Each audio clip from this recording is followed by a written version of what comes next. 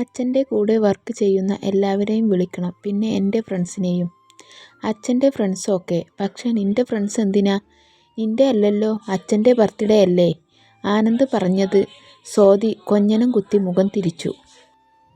ആനന്ദേ മിണ്ടാതിരി, എനിക്ക് പോകാൻ വൈകും, ദേവ് ഇടയിൽ കയറി പറഞ്ഞു.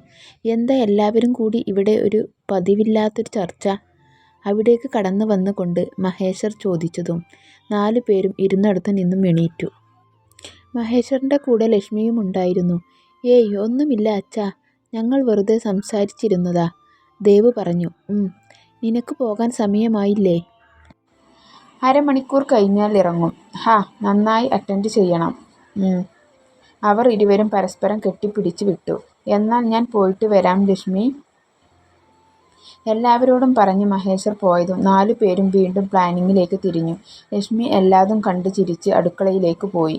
വീട്ടിൽ വെച്ച് തന്നെയാണ് പ്രോഗ്രാം. എല്ലാവരുടെയും ഫ്രണ്ട്സും കുറച്ച് റിലേറ്റീവ്സും അടങ്ങുന്ന ചെറിയൊരു പാർട്ടിയാണ് പ്ലാൻ ചെയ്തത്. അങ്ങനെ ഏകദേശം പ്ലാൻ സെറ്റായതും ദേവ് റെഡിയാകാൻ വേണ്ടി റൂമിലേക്കും നന്ദ സ്വാതിയും കൂട്ടി ലക്ഷ്മിക്കടുത്തേക്കും പോയി.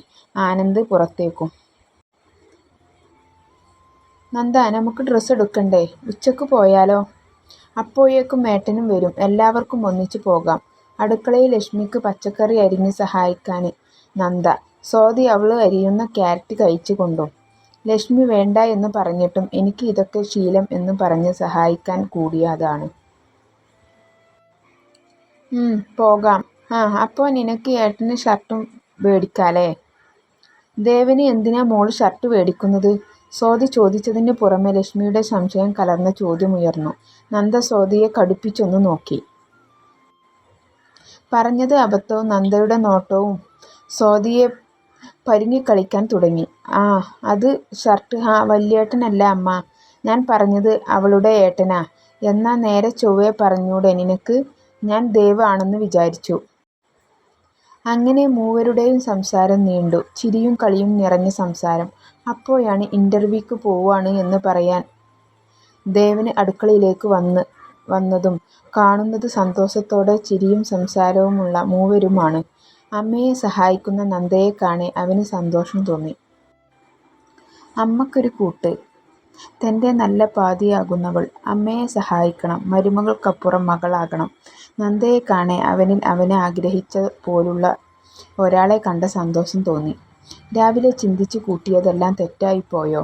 സ്വന്തം മനസ്സിനോട് ചോദിച്ചു. നന്ദയുടെ കൂടെ സന്തോഷത്തോടെ നിൽക്കുന്ന അനിയത്തിയും അമ്മയും. ഏട്ടൻ എപ്പോഴാ വന്നത്? സംസാരത്തിനിടയിൽ എപ്പോഴോ ഡോറിൻ്റെ അവിടേക്ക് നോക്കിയ സ്വാതി ദേവിനെ കണ്ട് ചോദിച്ചു. ദേവ് ഒന്ന് ഞെട്ടി, എങ്കിലും പുറത്ത് കാണിച്ചില്ല. നന്ദ അവനെ മൈൻഡ് ചെയ്യാനോ നിന്നില്ല. ദേവ് അത് ശ്രദ്ധിച്ചിരുന്നെങ്കിലും അവനും അവളെപ്പോലെ മൈൻഡ് ചെയ്യാതെ നിന്നു. ഞാനിപ്പോൾ വന്നേ ഉള്ളൂ അമ്മ, ഞാൻ ഇന്റർവ്യൂക്ക് പോവാണ്, അവൻ ലക്ഷ്മിക്കടുത്ത് വന്ന് പറഞ്ഞു. അമ്മയുടെ കാൽ തൊട്ട് അനുഗ്രഹം വാങ്ങി. അപ്പോൾ നല്ല ശീലമൊക്കെ ഉണ്ട് തമ്മാടിക്കോലത്തിൻ്റെ ഉള്ളിൽ. നന്ദ അത് കണ്ട് മനസ്സിൽ പറഞ്ഞു. ദേവിനെ അനുഗ്രഹിച്ച് ലക്ഷ്മി അവൻ്റെ നെറ്റിയിൽ ഒരു സ്നേഹചുംബനം നൽകി. ഏട്ടാ, ഓൾ ദ ബെസ്റ്റ്, സ്വാതിയും ദേവിനെ കെട്ടിപ്പിടിച്ച് പറഞ്ഞു. ദേവ് അവളെ ചേർത്ത് പിടിച്ചു. എന്നാ ഞാൻ പോയി അമ്മ, അവൻ യാത്ര പറഞ്ഞിറങ്ങി. നല്ല രീതിയിൽ ഇന്റർവ്യൂ അറ്റൻഡ് ചെയ്ത് ഉച്ച ആയപ്പോഴേക്കും ദേവ് വന്നു. പിന്നെ എല്ലാവരും കൂടി സിറ്റി നല്ലൊരു ഷോപ്പിംഗ് മാളിലേക്ക് പോയി. സ്വാതി ഒരു പാർട്ടി വെയർ ഫ്രോക്കും നന്ദ ഒരു അടിപൊളി പാർട്ടി വെയർ ധാവണിയുമാണ് എടുത്തത്.